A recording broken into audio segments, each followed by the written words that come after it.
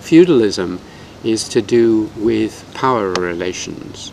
It's to do with the relations between whoever is the head of the society, the king, and the local landowners.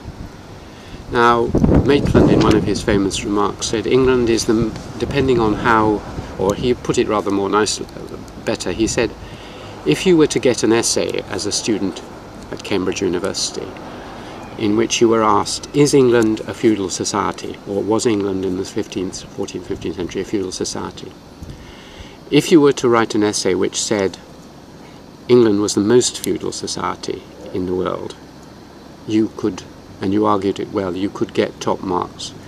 If you were to argue an essay which said England is the least feudal society in the world, you could argue it in a way which would get you top marks.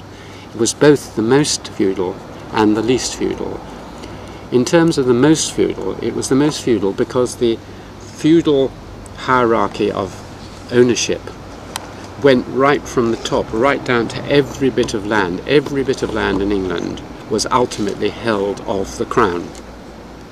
Whereas in France, a lot of the peasants had what was known as allods or allodial land. They had their own holdings, and they didn't have a feudal lord. They might have to pay rents and so on, but they didn't have a feudal lord. So a lot of the land had become peasant land, separated from the feudal structure in France.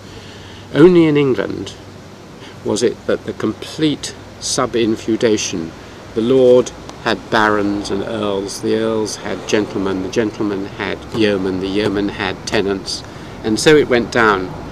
And every bit of land in Earls Colne was held ultimately of the crown, either directly as freehold or indirectly through the manorial system.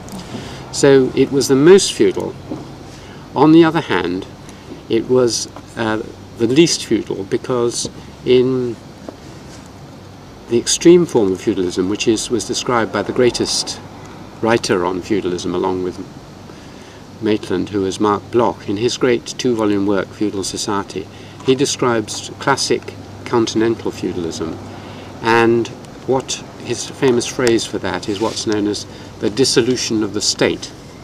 In other words, feudalism in France, which was the classic form, was very different from England because the power had been broken. The king was not very powerful because the barons were very powerful. The barons were not very powerful because the people below them.